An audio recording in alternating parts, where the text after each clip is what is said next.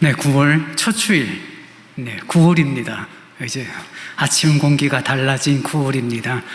교회를 향한 여러분의 발걸음이 더 감사와 또 힘 있는 발걸음이 되기를 원합니다. 인사 나누시겠습니다. 반갑습니다. 사랑합니다. 한 번 더요. 하늘의 복 많이 받으세요. 이제 다 함께 일어나셔서 묵도하심으로 주일 예배를 하나님께 드리겠습니다.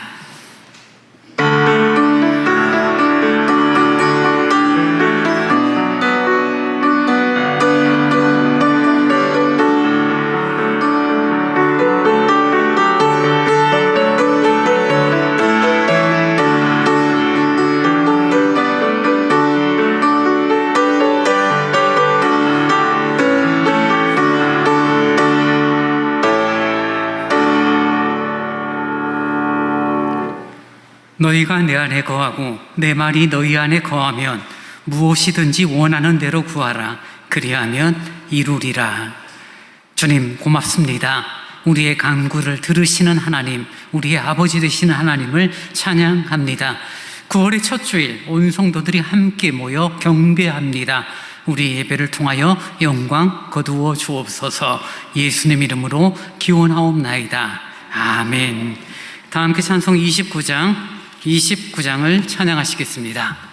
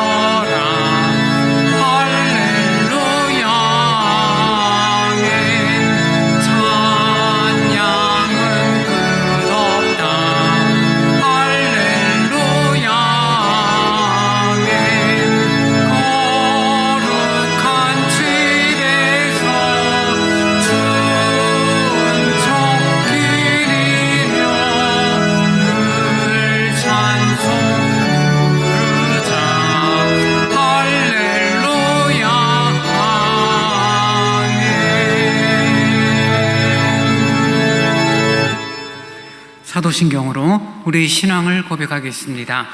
전능하사 천지를 만드신 하나님 아버지를 내가 믿사오며 그 외아들 우리 주 예수 그리스도를 믿사오니 이는 성령으로 잉태하사 동정녀 마리아에게 나시고 본디오 빌라도에게 고난을 받으사 십자가에 못 박혀 죽으시고 장사한 지 사흘 만에 죽은 자 가운데서 다시 살아나시며 하늘에 오르사 전능하신 하나님 우편에 앉아 계시다가 저리로서 산자와 죽은 자를 심판하러 오시리라. 성령을 믿사오며 거룩한 공회와 성도가 서로 교통하는 것과 죄를 사하여 주시는 것과 몸이 다시 사는 것과 영원히 사는 것을 믿사옵나이다. 아멘. 성시교독 36번을 교독하시겠습니다. 주여, 주는 대대에 우리의 거처가 되셨나이다. 세상이 생기기 전 땅과 세계도 주께서 조성하시기 전 곧 영원부터 영원까지 주는 하나님이시니이다. 주께서 사람을 티끌로 돌아가게 하시고 말씀하시기를 너희 인생들은 돌아가라 하셨사오니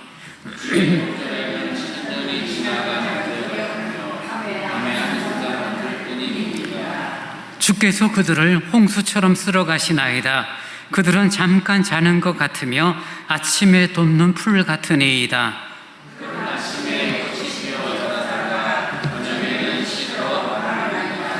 우리는 주의 노에 소멸되며 주의 분내심에 놀라나이다.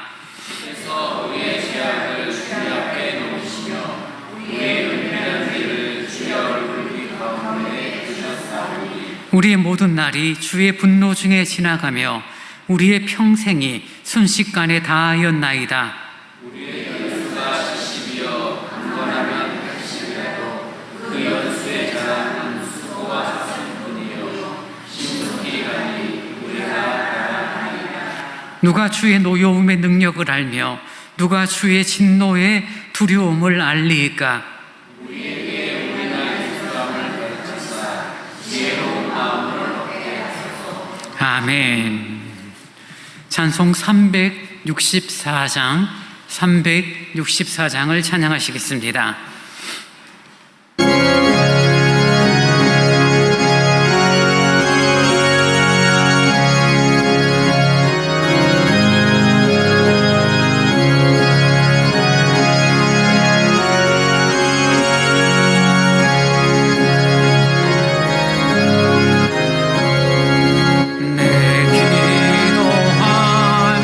그 시간 그때가 가자.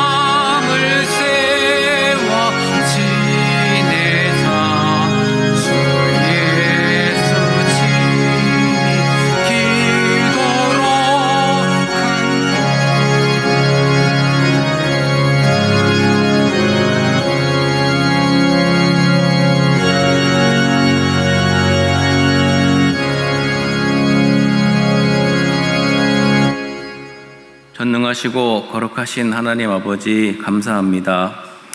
하늘에 계신 하나님이 우리들의 아버지가 되심을 감사드립니다. 죄와 타락으로 죽을 수밖에 없던 우리들에게 예수 그리스도를 믿음으로 구원을 이루어 주시는 우리 하나님께 영광과 찬양을 드립니다. 여호와를 경외함이 지혜의 근본이라 그의 계명을 지키는 자는 다 훌륭한 지각을 가진 자이니 여호와를 찬양함이 영원히 계속되리로다. 아멘. 이 시간 하나님을 경외하며 목마른 사슴이 시냇물을 찾아 헤매이듯이 내 영혼이 주를 갈급하여 예배자로 섰습니다. 우리들의 예배가 믿음으로 드려지는 예배 되기를 원합니다. 지난 한 주간도 무더운 더위 가운데 주님께서 지켜주심과 보호하심으로 베푸신 은혜를 기억하며 주님을 높이고 경배드리는 우리들의 예배를 받아 주옵소서. 저희가 살아가는 세상은 끊임없이 변화하며 각양각색의 사상과 가치관이 다양하며 사람들은 각자의 생각과 기준을 따라 삶을 살아갑니다. 주님, 이런 세상 풍족 속에서 저희들은 사람의 생각이나 기준이 아니라 오직 하나님 중심, 말씀 중심으로 살아가는 은혜를 주옵소서. 예수님께서는 내가 곧 길이요 진리요 생명이니 말씀하셨습니다. 우리가 따라야 할 참된 길과 진리이신 예수님의 말씀임을 깨닫길 원합니다. 이 세상에서 우리는 다양한 사상과 가치를 마주할 수밖에 없지만 그러나 우리의 중심을 하나님께 두게 하시고 하나님의 말씀을 우리의 삶의 기준으로 삼는 은혜를 주옵소서. 하나님의 말씀이 우리들의 삶을 지배하게 하시며 우리들의 눈을 열어서 주의 법에서 놀라운 것을 볼 수 있는 은혜를 주옵소서. 주님을 떠나서는 저희가 아무것도 할 수 없음을 고백하는 은혜를 주옵소서. 우리들의 삶 속에서 나는 지금 하나님 뜻을 따라 살아가고 있는가? 하나님의 말씀이 내 삶의 중심이 되고 있는가? 자문자답하며 하나님 중심, 말씀 중심, 교회 중심으로 살아가는 은혜를 주옵소서. 철저하게 자신을 내려놓고 낮은 자세로 주님만 절대적으로 의지하는 하나님의 자녀로 살아가는 은혜를 주옵소서. 주님, 이 시간 서울대강교회를 위해 기도합니다. 하늘에 계신 하나님의 뜻을 따르는 교회 되게 하옵소서. 예수님의 마음을 본받아 낮아지고 섬기는 교회가 되게 하여 주옵소서. 우리의 생각이나 가치관을 앞세우기보다는 하나님의 말씀을 통해 교회가 하나됨을 이루게 하시고 성도 한 분 한 분을 서로 돌아보게 하시며 믿음의 여정을 함께하는 성도들에게 하늘의 신령한 복으로 채워지게 하옵소서. 저희들에게 주신 비록 작은 힘이라도 함께 나눠주며 살아가는 영혼 되게 하시고 우리 교회를 통하여 지역사회가 변화되고 많은 영혼들이 주님께 돌아오는 은혜를 주옵소서. 나라와 민족을 위해 기도합니다. 여호와께서 성을 지키지 아니하시면 파수꾼의 깨어있음이 헛되도다 말씀하신 주님, 이 나라와 이 민족을 지켜주시기를 원합니다. 서로 적대적으로 변해버린 정치적인 불신과 사회적인 갈등, 혼란과 경제적 어려움 가운데 있는 이 나라를 불쌍히 여겨주시고 이 어려움 속에서도 성도들의 기도를 들으시고 이 나라를 지켜보호하여 주옵소서. 위정자들과 정치인들이 하나님을 경외하게 하시며 국민을 섬기고 봉사하는 직분임을 잊지 않게 하옵소서. 성도들의 삶을 위해 기도합니다. 삶의 무거운 짐을 지고 있는 성도들이 많습니다. 경제적으로 어려움을 겪고 있는 성도들에게 주님께서 필요한 것을 공급하여 주시고 직장과 사업장에서 주님의 지혜로 살아가게 하여 주옵소서. 하나님이 주시는 풍요로운 삶을 살아가는 은혜를 간구합니다. 물질의 어려움 때문에 저희들의 믿음이 연약해지지 않게 하시고 더 많은 것으로 주님의 일들을 섬기며 감당하는 축복의 길로 인도하여 주옵소서. 질병으로 고통받는 성도들의 기도를 들으시고 주님의 손을 얹어주시고 십자가의 능력으로 치유하여 주옵소서. 마음이 상한 자들을 위로하여 주시고 외롭고 낙심한 자들에게 다시 소망을 허락하여 주옵소서. 목사님의 빠른 회복과 치유의 은혜를 기원합니다. 육체의 연약함으로 심령이 약해지지 않게 하시며 주님이 주시는 위로와 평안으로 지켜 보호하여 주옵소서. 이 시간 주님을 사랑함을 고백하며 영의 양식인 주의 말씀을 듣습니다. 주님의 말씀을 전하실 정진우 목사님에게 진리의 도구로, 말씀의 도구로만 사용하여 주옵시며 십자가의 복음이 선포될 때 우리의 심령이 깨어나고 삶이 변화되게 하여 주옵소서. 진리의 말씀이 저희들의 마음에 새겨지도록 저희들의 심령을 붙잡아 주옵시며 주님의 음성을 듣게 하여 주옵소서. 예배를 위해 수고하는 모든 손길과 기도의 애씀이 있습니다. 그 모든 손길들을 축복하여 주옵소서. 안내하며 섬기는 손길들과 주일학교에서 어린 영혼들을 가르치는 교사들에게도 능력과 기쁨을 더하여 주옵소서. 예배가 형식이 아닌 살아계신 하나님을 만나는 거룩한 시간이 되게 하여 주시고 십자가의 은혜를 깊이 경험하는 복된 시간이 되게 하여 주옵소서. 함께 예배 드리지 못하는 성도와 가정들에게도 주님을 찾고 사모하는 은혜를 주옵소서. 어저께나 오늘이나 영원토록 동일하신 주 예수 이름으로 기도드립니다. 아멘.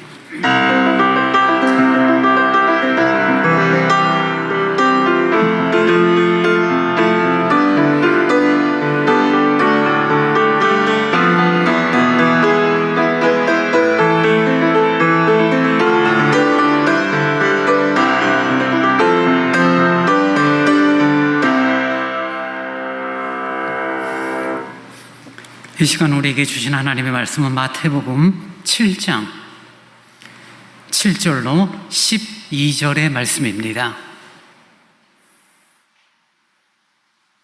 마태복음 7장 7절로 12절의 말씀을 제가 봉독합니다. 구하라 그리하면 너희에게 주실 것이요 찾으라 그리하면 찾아낼 것이요 문을 두드리라 그리하면 너희에게 열릴 것이니 구하는 이마다 받을 것이요 찾는 이는 찾아낼 것이요 두드리는 이에게는 열릴 것이니라. 너희 중에 누가 아들이 떡을 달라 하는데 돌을 주며 생선을 달라 하는데 뱀을 줄 사람이 있겠느냐? 너희가 악한 자라도 좋은 것으로 자식에게 줄 줄 알거든. 하물며 하늘에 계신 너희 아버지께서 구하는 자에게 좋은 것으로 주시지 않겠느냐? 그러므로 무엇이든지 남에게 대접을 받고자 하는 대로 너희도 남을 대접하라. 이것이 율법이요 선지자니라. 아멘. 교회사역 전합니다. 저희 서울대공원교회 처음 보신 분 또 방문하신 분 진심으로 사랑하고 환영합니다. 9월이 되었습니다. 믿음의 성숙을 이루어가는 달입니다. 말씀과 기도로 거룩한 시간이 되어지도록 예배전 기도회 또 수요일 집회에 함께해 주시기 바랍니다. 오늘은 첫 주일이라서 물티슈 전도가 있습니다. 예배 마치고 물티슈 전도 함께 하실 분들은 사무실에 모여주시기 바랍니다. 저는 이번 주간 한 주간 휴가가 되어집니다. 수요 집회 인도하실 분이 여의치가 않아서요 자율적으로 그렇게 수요 집회는 진행하도록 하겠습니다. 성경 일천독 운동 206호 한순수 권사님 사독제 읽어주셨고요. 혹시 또 읽으시고 저에게 말씀 안 하신 분들은 말씀해 주시면은 천도까지 가야 되니까요. 앞으로 몇 년 걸릴지 모르지만 온 성도들이 함께 말씀 읽는 일에 참여해 주시기 바랍니다. 이제 준비하신 주일헌금을 하나님께 드리겠습니다.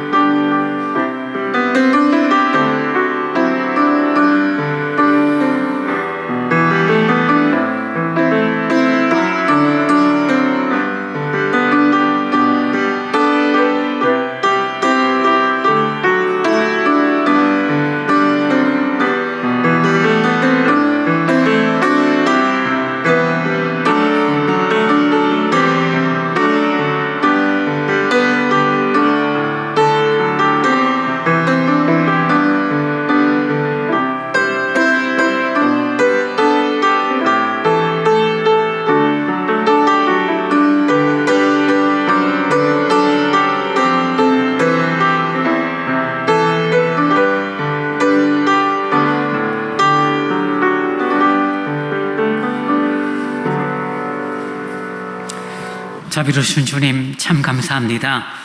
무더웠던 8월까지 시간을 잘 보내고 9월 첫 주일을 맞이하여 함께 예배하며 주님 앞에 헌금을 드리게 되니 감사합니다. 많은 것 넉넉한 삶은 아니오나 때를 따라 도우시는 하나님의 은혜가 있어 오늘을 살아가고 또 한 달을 살아갑니다. 수고하고 애쓸 때 합당한 열매 거두게 하시고 그 수고의 열매 거두어 아름답고 윤택한 삶이 되어지도록 성령님 함께하여 주옵소서. 정성으로 드린 헌금입니다. 기뻐 받으시고 교회를 향하여 또 잃어버린 영혼을 찾으며 복음을 증거하는 곳에 어린 생명들을 말씀으로 양육하는 곳에 합당하게 쓰여지도록 하나님 함께하여 주옵소서. 이 땅을 주의 사람으로 살아갑니다. 힘있게 살아갈 수 있도록 은혜와 능력을 더하여 주옵소서. 이 모양 저 모양으로 교회를 향한 수고의 손길들을 기억하여 주옵소서. 이름 없이 빛 없이 섬기오나 주님이 아시니 주님이 주시는 귀한 은혜가 누려지도록 인도하여 주옵소서. 연약한 육체를 가진 성도들이 있습니다. 사고로 또 질병으로 이런저런 상처를 받은 영혼들을 위로하시고 아버지 하나님 주님 부르실 때까지 강건하며 마음의 평안으로 덧입혀 주옵소서. 걱정 근심 주님께 아뢰릴 때 주께서 해결해 주시는 아름다운 은혜를 누리는 저희들의 신앙이 되도록 인도하여 주옵소서. 예수님 이름으로 기도하옵나이다. 아멘.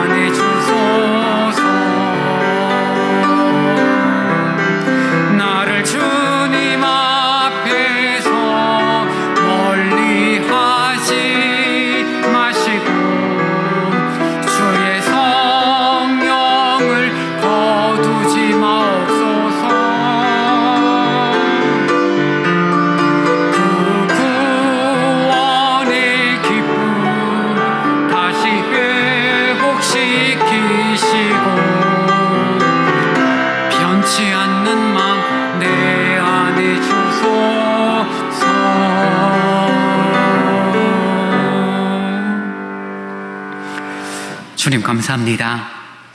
다시금 말씀의 자리에 섰습니다. 우리들의 생각과 우리들의 가치가 말씀을 따라 정해지기를 원합니다. 진리를 따라가기를 원합니다. 세상에 귀 기울이지 말게 하시고 말씀에 귀 기울여 이 땅을 하나님의 사람으로 합당하게 살아가도록 인도하여 주옵소서. 부족한 종이 주의 말씀을 전합니다. 오로지 말씀의 도구로만 사용하여 주옵소서. 예수님 이름으로 기도하옵나이다. 아멘. 교회 생활하면서 가장 많이 하는 것 중에 하나가 찬송, 기도, 말씀 듣는 것, 이런 부분들이 가장 많이 하는 이른바 교회 행동이죠. 교회 생활이 되어집니다. 특별히 찬송은 시대적으로 점점 이제 많아지고 있죠. 찬송은 매우 중요한 것이죠. 하나님께서 기뻐 받으시는 것이고 우리를 지으신, 우리를 만드신 이유 중에 하나가 우리를 통하여 찬송을 받기를 원합니다라고 성경이 분명히 말해주고 있으니까요. 또 말씀을 듣습니다. 말씀을 들어야 옳고 그름을 분별하고 내 생활, 나의 삶의 방향들을 정하게 되어지죠. 그리고 또 하나가 바로 기도입니다. 기도를 해야 하고 있고요. 여러분도 아마 오늘 하루를 시작하면서 벌써 기도를 몇 번 하셨을 거예요. 아침에 일어나서 주님 단잠을 자게 하셔서 감사합니다. 오늘 주일 어떤 나름의 어떤 다짐들을 고백했는 분도 있을 것이고요. 오자마자 예배실에서 기도하신 분도 계실 것이고요. 대표기도원에 함께 마음을 두고 기도에 참여하셨고 어쨌든 기도가 있습니다. 그래서 기도는 다양한 부분으로 우리들의 생활 가운데, 교회 생활 가운데 결코 이렇게 떨어질 수 없는 중요한 주제가 되어지는데요. 그런데 문제는 기도를 하고 있고 기도에 대한 능력을 믿고 있음에도 불구하고 현실적으로 기도의 응답에 대한 부분에 대하여 조금 좀 의아해하기도 하고 때로는 괴로워하기도 하고 때로는 의심을 하는 그런 우리들의 모습이 있습니다. 그리고 교회 생활을 긴 시간 했음에도 불구하고 막상 대표 기도 혹은 어떤 모임에서 기도를 부탁드리면 좀 당황하시면서 제가요? 왜요? 이런 어떤 느낌을 갖는 그런 분들도 없지 않아 있습니다. 미리 준비하지 않고 갑자기 즉흥적으로 기도가 요청되어질 때 좀 어려워하시는 분들도 있기도 합니다.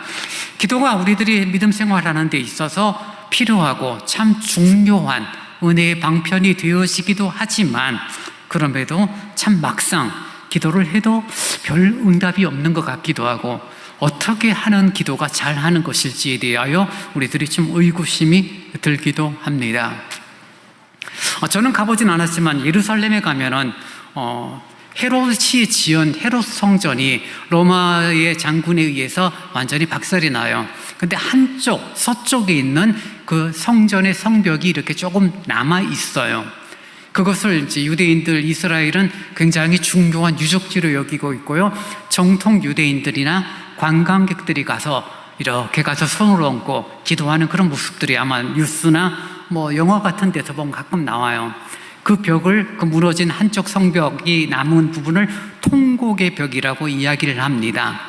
유대인들에게는 이 통곡의 벽을 어떤 의미로 받아들이냐면은 무너진 헤롯 성전이 이제 제3의 성전으로 새롭게 세워지고 그리고 우리 정말 말세가 되어질 때 하나님의 놀라운 구원이 시작되어지는 그런 성전 재건 운동의 한 상징적으로 여겨지는 귀한 어떤 그런 통곡의 벽이 되어지고요.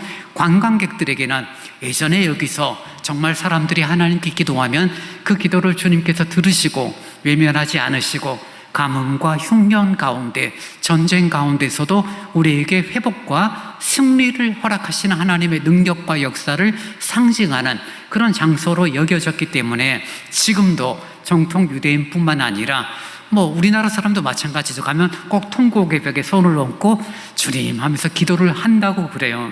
그리고 사이사이에 보면은 기도 제목들이 꽂힌 조미들이 이렇게 꽂혀 있다라고 합니다. 그래서 그 통곡의 벽에 가면은 정기적으로 늘 기도하는 분이 있었고 한 정통 유대인 어르신이 기도하는 모습을 바라보고 있던 미국의 한 기자가 이런 질문을 합니다.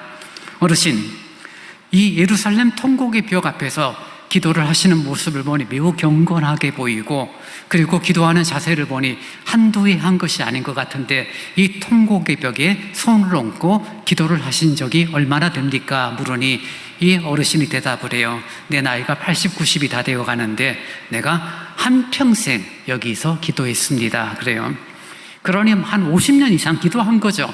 그 통곡의 벽에 손을 얹고 하나님의 회복과 그리고 어떤 자신의 어떤 다짐들, 어떤 내용을 갖고 기도를 했겠죠. 그래서 거의 한평생을 기도했습니다 라고 대답을 하자 기자가 한 번 더 질문합니다.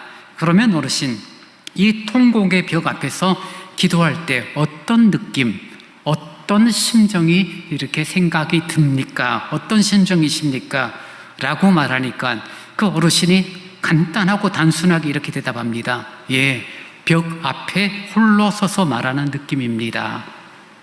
맞죠? 벽이니까 벽 앞에 손을 얹고 기도한다고 해서 그 벽이 영화처럼 신비한 벽도 되는 것도 아니고 말 그대로 무너진 한쪽의 폐허처럼 있는 그 벽에 손을 얹고 기도하니 벽 앞에서 내가 홀로 기도하는 느낌입니다 라고 대답을 했다라고 합니다. 우리가 보통 하나님을 향한 기도, 하나님을 향한 고백을 할 때 주일학교는 이렇게 가르치죠. 기도는 하나님께 말을 거는 거야. 하나님께 대화를 요청하는 거야. 아버지라고 부르고 친밀한 교제라고 하고 영적 호흡이라고 해. 이런 가르침을 우리들이 베풀기도 합니다. 우리의 모든 것을 아시는 하나님 앞에 내 마음과 내 사정을 아뢰는 것, 그것이 기도가 돼라고 말합니다. 그리고 그 기도는 분명 하나님이 들으시고 하나님이 합당하면은 응답을 하시는 그런 기도가 될 거야 라고 배우고 있지만, 마치 통곡의 벽 앞에 손을 얹고 한평생 기도했음에도 불구하고 벽 앞에서 홀로 그냥 독백하는 것처럼 느껴지는 그런 일들이 우리들 가운데 여전히 있기도 합니다. 긴 시간 기도를 했는 것 같은데, 정말 진심으로 정성으로 기도를 했는 것 같은데, 정말 응답은커녕 나 혼자 그냥 이야기를 하고 멈춰버렸거나 하나님이 안 계신 것처럼 느껴지는 그런 상황들이 우리들이 살아가는 삶의 현장, 그 다음에 교회 생활, 믿음 생활 가운데 느껴진다는 거죠. 하나님이 계시지 않는 것 같아. 성경은 우리의 기도를 주님이 들으신다고 말하는데, 내가 느끼는 것은 하나님 임재는커녕 내 기도를 외면하시고 내 기도를 듣지 않으시는 것 같아 라고 우리들이 느낄 때가 참 많다는 거죠. 하나님의 임재를 경험하고, 그리고 하나님의 임재를 누리기 위하여 말씀을 읽은 후 기도하기를 하고, 함께 손을 잡고 기도를 하기로 하고, 어쨌든 어떤 기질을 가진 사람은 큰 소리로 울면서 통곡을 하듯이 기도하는 분들이 계시고, 어떤 분들은 정말 아무도 모르게 조용히 흐느끼며 하나님 앞에 조용히 묵상으로 기도를 하기도 하면서 공통적으로 추구하는 내용은 하나님 임재죠. 정말 하나님이 내 기도를 들으시는구나 라는 느낌, 하나님이 정말 내 기도를 응답하시는구나 라는 사실, 그런 결과들에 대하여 우리들이 기대를 하고 있는 것은 우리들 모두의 공통된 내용일 것입니다. 여러분이 연세가 80이라면 아마 기도 있는 시간을 따진다면 하루에 30분만 기도했다 치더라도 곱하기 80년 하면 얼마나 많은 긴 세월 동안 기도를 하셨겠습니까? 그런데 통곡의 벽 앞에서 손을 얹고 기도했던 한 어르신처럼 한평생 기도했는데 마치 벽 앞에 대고 혼자 떠드는 것 같은 느낌입니다 라는 그런 어떤 감정들을 가질 때가 참 많이 있다는 것입니다. 여러분, 우리의 기도가 뭔가 문제가 있어서일까요? 하나님께서 약속은 하셨지만 너무 이 지구상에 많은 사람들이 한꺼번에 기도를 하니까 메모리 오류가 생겨가지고 다 수용하지 못하셔서 그럴까요? 우리의 기도를 들으신다라고 성경은 말하고 있는데, 왜 어떻게 별로 느낌도 없고 응답이 되는 것 같지도 않은 그런 모습인데, 오늘도 성경은 분명히 말하죠. 구하라 그리하면 너희에게 주실 것이라, 찾으라 그리하면 찾아낼 것이라고 성경이 약속하고 있고 말하고 있는데, 진짜 그런가? 이 질문을 한 번쯤 던지면서 우리들의 믿음과 우리들의 기도 생활을 한번 좀 돌아보았으면 좋겠습니다.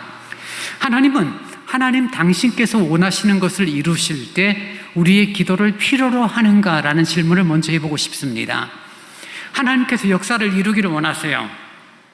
근데 우리의 기도를 주님이 들으시고 그 역사를 행하시는 분인가? 라는 질문이죠. 우리는 답을 할 수 있겠죠. 하나님은 우리의 기도의 유무, 그 있고 없고 상관없이 당신의 역사를 충분히 이루실 수 있는 능력의 하나님이 우리 아버지죠. 근데 하나님은 어떤 태도를 갖고 계시냐면요, 우리의 기도를 통해서 일하기로 작정하셨고, 우리의 기도를 기뻐하기로 선택하셨고, 우리의 기도를 통하여 일하기로 하셨다는 약속을 성경을 통하여 우리에게 알려줍니다. 하나님은 얼마든지 우리가 기도 안 해도 우리의 역사를 이루어 가시고, 우리가 기도하지 않음에도 불구하고 우리의 마음의 소원을 아시니까 역사하실 수 있는데, 하나님의 방법, 하나님의 선택은 우리의 기도를 통하고 우리의 기도를 들으시는 것을 기뻐하시고, 그리고 우리의 기도를 통하여 역사하기를 원하신다는 것입니다. 여러분, 혼자 살면서 혼자 힘으로 잘 사는 사람도 있겠지만 대부분의 사람들은 서로 돕고 살아갑니다. 가족들도 마찬가지죠. 서로 돕고 서로 위로하며 살아갑니다. 혼자 하는 것보다 서로 함께 하는 것이 더 수월하고 힘이 덜 들죠. 특별히 현장에서 일하는 분들은 뭐 절실하게 느끼는 거죠. 혼자 일하면 시간도 많이 걸리고 에너지도 많이 사용되고 지치죠. 근데 함께 일하면은 조금 일하는 방법이 달라서 서로 생각이 달라서 다툼, 갈등이 생길지는 몰라도 분명한 것, 일은 수월합니다. 함께 일하고 함께 행하는 것 얼마나 중요한지 몰라요. 근데 믿음 생활도 마찬가지죠. 내 힘, 내 능력으로, 나 홀로의 선택과 결정과 능력으로 믿음의 길을 걸을 수 있겠다라고 생각을 하지만 누군가의 도움, 누군가의 사랑, 누군가의 격려를 받으면서 행한다면 그것이 얼마나 더 귀하고 얼마나 더 힘이 되겠습니까? 근데 하물며 우리를 지으시고 우리를 부르신 하나님께서 내가 너와 함께 할 것이고 너의 기도를 통하여 너를 도울 것이다 라고 말씀하시니 얼마나 큰 용기가 되는지 모릅니다. 그래서 우리들이 절망에 빠질 때, 우리들이 힘이 들 때 기도는 우리를 회복시키는 놀라운 능력이 되는 것이 사실입니다. 여러분, 여러분을 이용하거나 여러분을 힘들게 하는 사람들이 있죠.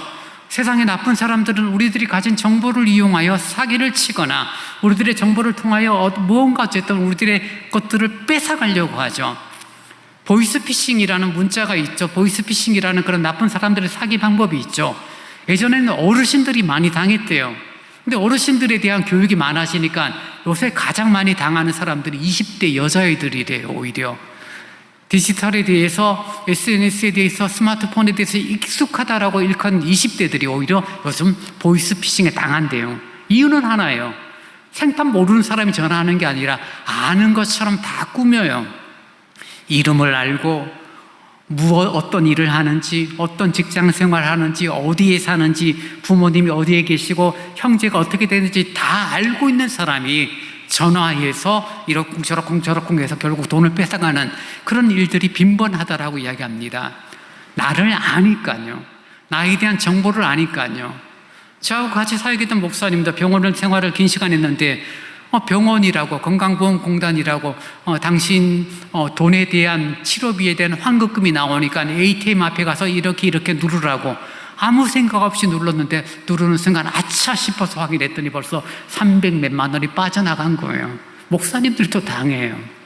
이미 내 정보를 알고 있으니까 당신이 병원 다니면서 많은 비용을 썼는데 환급될 거야. 지금 이번 달에 대부분 자신의 소득분위보다 더 많은 병원비를 지출하신 분들은 환급되는 그런 주간이잖아요. 그래서 내가 많은 돈을 썼는데 환급되니까 통장으로 돈을 보내는 게 아니라 ATM 가서 이렇게 하시오. 그러면 돈 받을 때가 됐는데 그 말을 들으니까 혹하는 거죠. 그래서 아는 정보, 나에 대해서 아는 내용이라고 생각하니까 혹하고 넘어가는 거죠. 그런데 우리 하나님은, 우리를 아시는 하나님은 그런 식으로 우리를 이용하시는 분이 아니에요. 이권사야, 너는 이 부분이 약하니까 이 부분을 내가 도와줄게. 우리를 격려하시고 세우시고 이끌어 가신 하나님이지, 그걸 통해서 뭔가 나를 불이익을 주고 나를 힘들게 하시는 그런 하나님은 아니라는 거죠. 세상 사람들은 약점을 잡으면 갖고 있다가 자신이 필요할 때, 자신이 유리할 때 그것을 써서 상대방을 기회를 죽이거나 자신의 의견에 따라오게 만들기도 하지만, 하나님은 당신이 알고 있는 우리에 대한 알을 통해서 우리를 도우시고 우리를 세워주시는 분이 우리 아버지 하나님이다라는 것입니다. 그 하나님께서 뭐라고 말해요? 구하라, 그리하면 너에게 주실 것이다. 찾으라, 그리하면 찾아낼 것이다. 구하는 이마다 받을 것이다 라고 오늘 성경이 말해주고 있습니다. 그리고 이 말씀을 들을 때 우리들은 답답함이 좀 해결되는 느낌이 들기도 하지만 막상 이 약속이 삶 속에서 선명하게 드러나지 않을 때가 많기 때문에 우리들이 좀 주저하고 의심을 하기도 합니다. 여러분, 무언가 구하죠. 하나님, 이런 문제가 있는데 이렇게 해결되기를 원합니다 라고 여러분이 간구할 때 그 간구대로 하나님은 응답하시면 좋을 텐데 상당수는 그런 응답에 대한 그런 결과물을 얻을 경우들이 좀 드물죠. 그래서 교회에서 가르칠 때 하나님의 응답은 세 가지입니다. yes, no, 침묵. 어느 것 하나라도 다 하나님의 응답입니다 라고 말을 하는데 그건 말장난이죠, 사실. 예스, 하나님이 응답해 주세요. 노, 응답하지 않아요. 예스도 아니고 노도 아니고 아무런 답이 없어요. 침묵하신 하나님. 하나님의 침묵도 응답이다라고 말을 하기도 하지만 그것은 합리화시키기 위한 그런 어떤 가르침이지 그것은 옳지 않죠. 주님의 응답은 분명하고 주님의 응답은 선명합니다. 문제는 내가 어떤 것을 구하고 그리고 내가 하나님 앞에 구하는 내용에 대한 우리들의 생각들이 어떤 것을 추구하고 있느냐가 매우 중요한 부분이라는 것을 우리는 확인해야 합니다. 여러분, 예수님이 말씀하신 구하라 주실 것이요라는 약속, 이 말씀을 우리가 어떻게 이해를 해야 할까요? 구하면 주시는 걸까요? 어떤 것이라도 정말 구하면 주님께서 주시는 걸까요? 이런 부분에 대하여 성경은 먼저 하나님과의 관계에서 인격적인 신뢰에 대한 부분을 먼저 말하고 있습니다.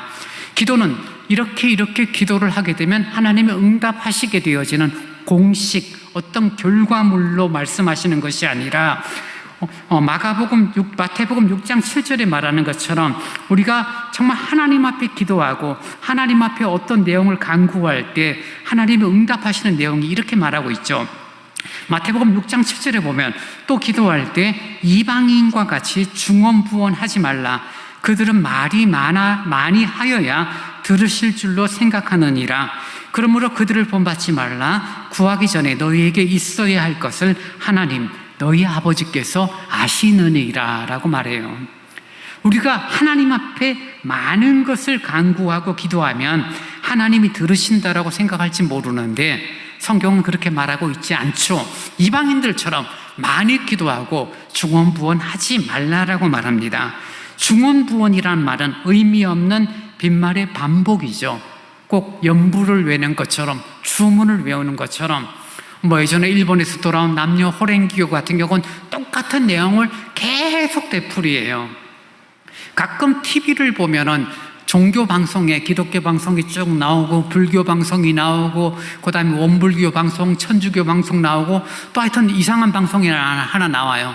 근데 그 방송을 한번 이렇게 쳐다보게 되면은 공통적인 게 뭐냐면요. 이렇게 기도하는 그런 행동들이 나오는데 밑에 이 문구들을 다 자막으로 띄워주는데요. 똑같은 내용 계속 반복돼요. 이상한 한자어로 기록된 것들을. 그리고 그 사람들이 그 호흡을 맞춰서 몇백 명이 앉아서 같이 어떤 성조를 이렇게 부여해서 노래처럼 불러나가는 거죠. 굉장히 현골해 보이고 굉장히 멋있어 보이는데 똑같은 말들을 반복하는 그런 행동, 바로 중언부언입니다. 너희들이 기도할 때 이방인처럼 그렇게 중언부언하지 말라. 하나님은 너희들이 알고 있고 너희들이 구해야 할 것을 미리 알고 계시는 분이다 라고 말합니다. 이방인은 자기들이 원하는 것, 자기들이 구하고 싶은 것, 자기들이 받고 싶은 것을 위하여 열심히 기도하지만 하나님은 우리가 기도하기 전부터 이미 우리가 필요로 하고 있고 우리가 원하는 것을 알고 계신다라고 성경은 말해주고 있는 거죠. 그래서 하나님을 향한 우리들의 태도에 대한 하나님을 아버지로 믿고 있고 의지하고 신뢰하고 인격적인 관계를 갖는 것은 매우 중요합니다. 멕시코에서 긴 시간 선교사로 했던 돌아가셨지만 그린웨이 선교사라는 분이 경험한 내용 가운데 한 부분인데요. 이 부분이 멕시코에서 선교사로 활동을 하는데 지금도 그렇지만 멕시코는 참 어려운 나라 중에 하나입니다. 어느 날 저녁 밤에 문을 두드리는 소리가 나서 나가보니까 10살 채 되지 않은 어린 소녀가 문을 두드리면서 아주 힘든 표정을 갖고 겁에 질린 표정으로 밥을 먹기를 원하는 정말 힘들어하는 모습을 가지고 있는 거죠. 그 아이를 들어오라고 합니다. 그리고 무슨 일인지 물었는데 아이는 대답하지 않아요. 먹을 것을 주니 허겁지겁 먹습니다. 조심스럽게 물어보니 나중에 이야기를 합니다.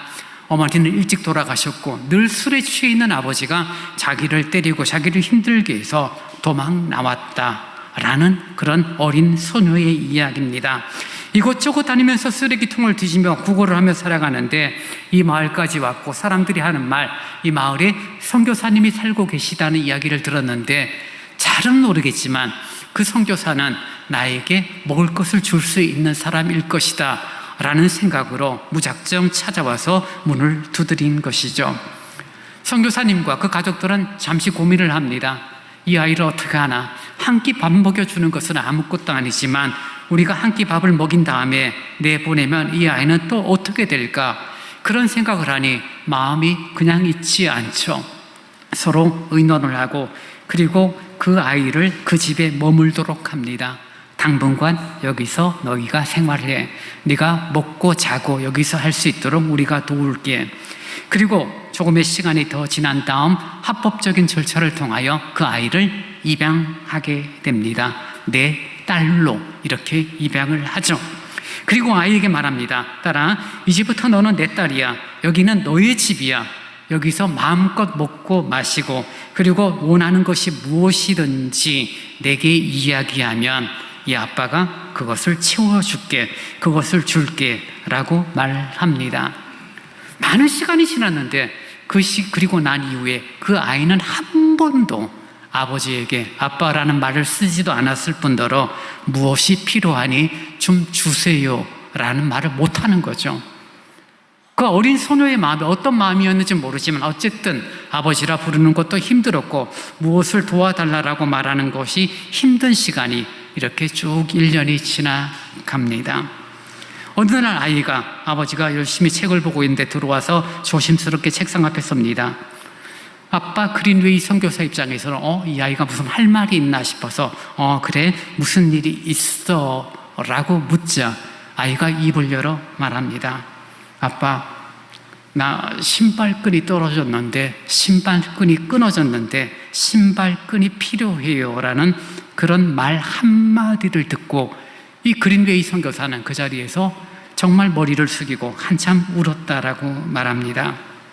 그 아이가 필요한 신발끈이 끊어져서 운동화 신는 게 너무 불편했는데 필요한 것을 얻기 위하여 아빠인 자기를 찾았다는 것에 대한 감격, 비로소 내가 이 아이의 아빠구나라는 그런 부분에 대한 인정함에 대하여 너무나 기뻤고 너무나 감격스러운 그런 눈물을 흘렸다라는 그분의 정기 가운데 한 내용입니다. 여러분, 구하라라는 하나님의 기도, 구하라라고 말씀하시는 주님의 마음이 어떤 마음일까요? 이제부터 내가 너의 아빠니 네가 무엇이든지 필요한 건 내게 요청하면 내가 도와줄게 라고 말하고 있죠. 성경은 우리에게 분명히 말하고 있고 그린웨이 선교사가 말했는 것처럼 동일한 원리로 우리에게 말씀합니다. 우리를 눈동자같이 보호하시고 지키시는 하나님께서 우리들에게 구하라 그러면 너희에게 주실 것이다 라고 말하고 있는데 문제는 무엇이냐면 구하는 게 쉽지 않은 거예요. 신발끈이 끊어졌는데 아빠 신발끈 하나 새로 사줄 수 있어요. 그 말 한마디 하는 게 자녀의 입장에서 입양된 그 딸의 입장에서는 너무나 힘든 내용이었죠. 그런 배경 속에서 우리들이 참 의미 있는 그런 성경 구절 하나를 우리에게 말하고 있는데요. 9절 말씀을 보십시오. 9절에 보면은 예수님께서 이렇게 말해요. 너희 중에 누가 아들이 떡을 달라 하는데 돌을 주며 생선을 달라 하는데 뱀을 줄 사람이 있겠느냐? 아버지와 자녀의 관계에서, 부모와 자녀의 관계에서 기도의 내용을, 기도의 원리를 설명해 주고 있는 거죠. 아들이 떡을 달라고 합니다. 왜 떡을 달라고 하죠? 간단하죠. 배고프니까요. 내가 생활 능력이 없고 내가 힘들고 배가 고프니까 아버지 내게 떡을 주십시오. 내게 생선을 주십시오 라고 아들이 배고픈 상황을 아버지에게 이야기를 합니다. 좋은 부모라면 자녀가 배고픈 상황에서 떡을 달라고 하면 당연히 떡을 주죠. 정말 배고픈 상황을 알고 있는데 여러분 생선을 달라고 하면 당연히 생선을 주죠. 근데 그 아들이 아무것도 구하지 않으면 배고픈 줄 모르고 그러니 떡과 생선을 주지 않는 부모가 있을까요? 조금 어렵습니까? 하나님께서 우리의 아버지가 되시는데 우리가 배고픈지 배부른지 하나님은 아세요. 배고픈 아들이 아빠 내가 배고픈데 떡 좀 주세요 라는 말을 했기 때문에 떡을 주시고 떡 좀 주세요 라는 말을 하지 못했기 때문에 떡을 안 주시는 하나님인가? 이 질문인 거죠. 그리고 만약에요, 그 아들이 지혜롭지 못하고 아들이 어리석고 아들이 분별하지 못해서 부모에게 말합니다. 아빠, 내가 배고픈데 돌 주세요. 내가 배고픈데 뱀을 주세요 라고 말한다면 부모된 입장에서 그 어리석은 것을 요구하고 어리석은 것을 달라고 하는 자녀에게, 그래 네가 돌을 달라고 했으니까 콘크리트 덩어리 이따만한 가나떡, 야 네가 원한 돌보다 더블로 큰 거야 라고 이렇게 주겠어요? 아버지, 배가 고픈데 생선을 주세요 라고 말하니까 이따만한 뱀 한 마리 잡아서, 야 생선 달라고, 네가 뱀 달라고 했으니까 이거 줄게, 진짜 뱀을 주는 부모가 있겠느냐라고 주님은 지금 묻고 있는 거죠. 무슨 말이냐면요, 자녀가 어리석어요. 자녀가 분별력이 없어요. 믿음을 갖고 있고 긴 시간 신앙생활, 교회생활을 하고 있다라고 말하지만 우리들은 때로는 떡을 달라고 해야 될 타이밍에 돌을 달라고 할 때가 있죠. 하나님, 지금 상황에 생선이 필요합니다라고 말해야 되는데 어떤 이유로 분별하지 못해서 하나님, 지금 뱀이 필요합니다, 뱀을 주세요라고 말하는 거죠. 그럼 하나님께서 우리의 기도를 들으시고, 그래 네가 돌을 달라고 했으니까 돌 줄게. 네가 지금 뱀을 달라고 했으니까, 내가 볼 땐 뱀이 아니라 생선이 필요한데 네가 뱀을 달라고 했으니까 그래 뱀 한 마리 줄게. 그런 부모는 없다는 거예요. 어리석어서 분별하지 못해서 참 멍해서 떡을 구해야 되는 타이밍에 돌을 구했고 생선을 구하는데도 불구하고 뱀을 구했다 할지라도 어떤 부모가 그래 네가 구한 대로 내가 돌을 주고 뱀을 줄게, 이런 부모는 없죠. 지금 성경이 예수님께서 말하는 것이 무엇입니까? 너희 중에 누가 아들이 떡을 달라고 하는데 돌을 주며 생선을 달라고 하는데 뱀을 줄 사람이 있겠느냐? 아무리 악해도 부모라면 자녀들에게 좋은 것을 주시는 그런 부모를 너희들이 아는 것처럼 나 여호와가 우리 하나님께서 정말 너희에게 좋은 것으로 주시지 않겠느냐라는 답으로 기도에 대한 내용, 기도에 대한 정의를 주님께서 새롭게 우리에게 말씀해 주고 있는 것입니다. 여러분, 좋은 부모의 특징은요, 자녀가 구하는 것과 상관없이 자녀에게 좋은 것을 주시는 분입니다. 우리 아버지 하나님은요, 여러분이 원하는 것을 응답하시고 여러분이 구하려는 것을 기도로 구하는 것을 들으시고 응답하시는 하나님이 맞는데, 때로는 우리들이 어리석어서 이상한 거 구해요. 돌 달라 그래요, 뱀 달라 그래요. 그럼 하나님 얼씨구나, 그래 네가 돌 달라 했으니까 돌 줄게, 네가 뱀 달라고 했으니까 뱀 줄게. 그런 하나님이 아니라 우리에게 좋은 것을 주세요. 내가 돌을 달라고 했음에도 불구하고 주님께서는 떡을 주시는 하나님이세요. 그분이 우리 아버지가 되십니다. 내가 어리석고 분별하지 못하여서 뱀을 달라고 하는데 우리 하나님은 뭘요? 생선을 주시는 그런 하나님이십니다. 왜요? 아버지 되신 하나님이니까요. 우리를 사랑하시는 분이니까요. 내가 배고픈 것을 알고 있기 때문에 돌을 먹고 뱀을 먹는 것이 아니라 떡을 먹고 생선을 먹어야 되는 그 부분을 알고 계신 하나님이니까요. 그러니 지금 예수님께서 이 말씀을 하시는 핵심은 무엇입니까? 구하고 찾고 문을 두드리는 사람은 원하는 것을 얻는다. 열심히 돌 구하고 열심히 뱀을 구하라, 그 이야기가 아니죠. 무엇을 말하는 것입니까? 구하는 그 사람이 하나님 아버지와의 관계를, 어떤 관계를 성립하고 하나님께서 우리의 관계를 어떤 식으로 이끌어 가시는 것을 경험하는 부분을 오히려 우리에게 말해주고 있는 거죠. 하나님은 우리에게 좋은 것을 주기를 원하시는 것이지 내가 원하는 것을 주시는 하나님이 아니라는 거예요. 여러분, 자녀를 키우면서 아이들이 어릴 때 땡깡 피운다는 표현을 하잖아요. 마트에 가면 장난감 있는 쪽으로 아이들, 특히 남자아이를 데려가면 어떻게 돼요? 엎어지고 난리 나죠. 그래서 가끔 마트 가면 5살, 6살 아이 데리고 시장 장 보러 오는 엄마하고 아이하고 싸우는 거 봐요. 막 누워갖고 난리쳐. 왜요? 이 장난감 사줘. 엄마 안 돼, 이건 비싸, 다음에 사줄게. 필요해. 난리치는 거죠.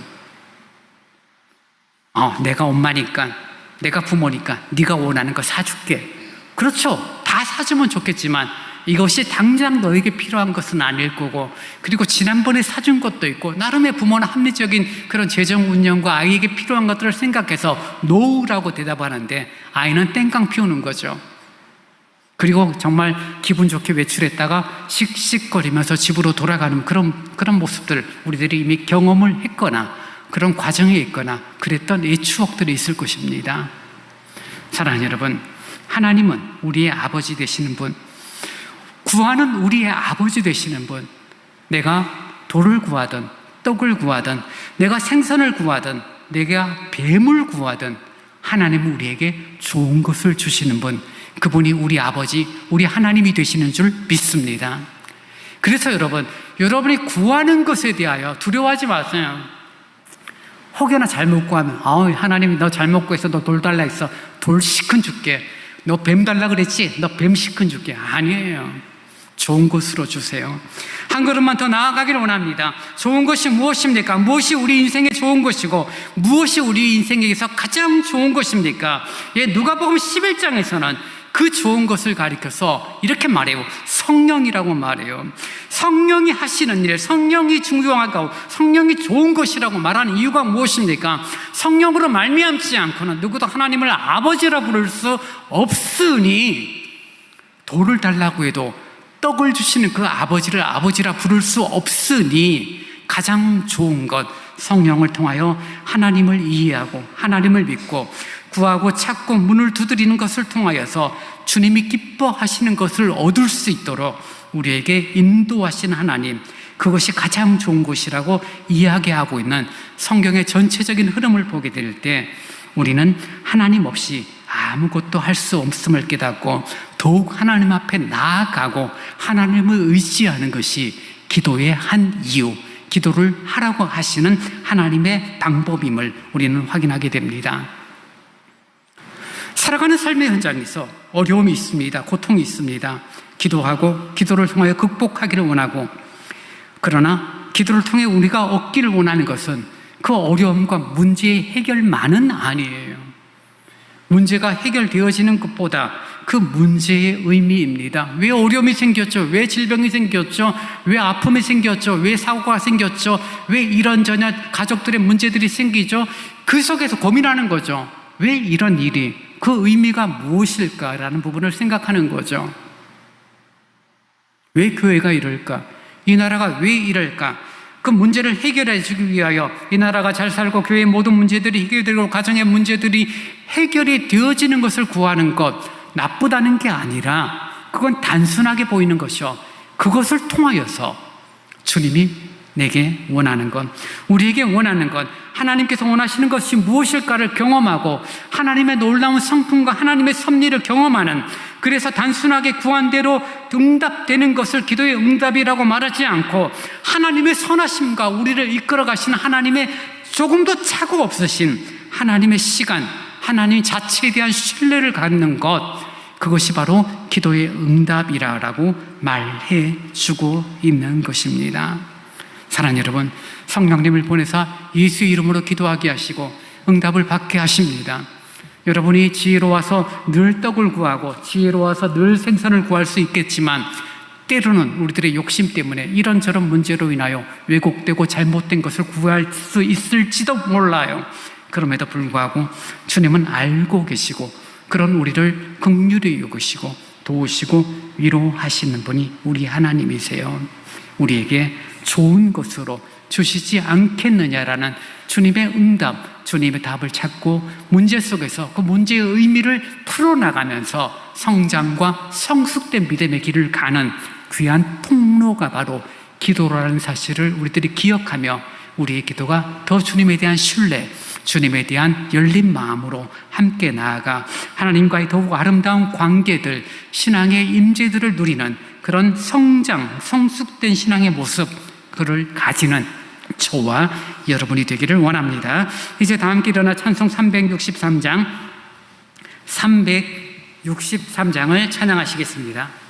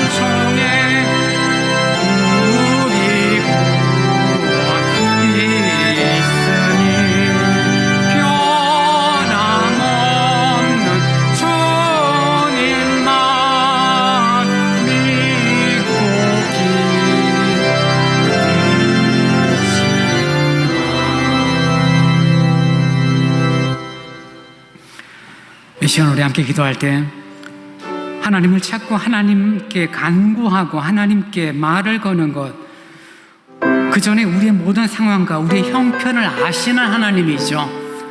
그러나 기도를 통하여 역사하기를 원하시는 하나님이라면 주저할 이유가 없습니다. 무엇이든 간구하셔도 괜찮습니다. 잘못된 거 걱정하지 마세요. 잘못된 거 기도했다라고 잘못된 거 주신 하나님은 아니죠. 오히려 선함으로 우리들의 필요한 것들을 공급하시고 치우시는 하나님의 은혜를 경험하게 될 것입니다. 문제는 무엇입니까? 기도하는 마음, 기도하는 입술이죠. 늘 주님을 찾고 주님을 앙모하고 주님을 마음에 두는 내 신앙이 되도록 하나님 함께 해달라고 이 시간 같이 기도하겠습니다. 자비로우신 주님 감사합니다. 말씀대로 구하고 찾고 두드리는 그런 저희들의 신앙이 되기를 원합니다. 스스로 문제를 해결하려고 하고 하나님 없이도 살아갈 수 있다는 생각을 버리게 하시고 온전히 주님의 주 되심, 하나님의 하나님 되심을 인정하며 마땅히 구할 것을 간구함으로 나아가는 저희들이 되기를 원합니다.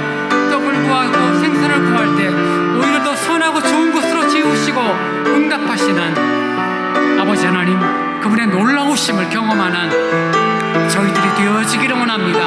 하나님 아버지와의 관계가 더 신뢰의 관계가 되게 하시고 우리의 형편을 아시는 아버지와의 관계가 다시금 정립되어지는 저희들의 믿음, 저희들의 신앙이 되어지도록 하나님이여 은혜와 자비를 더하여 주옵소서.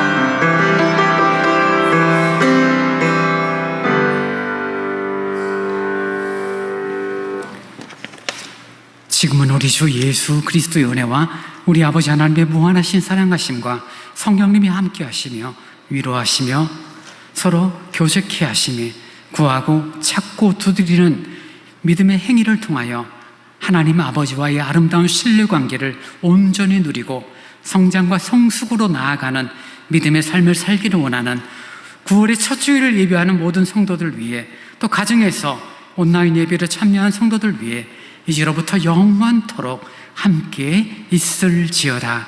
아멘.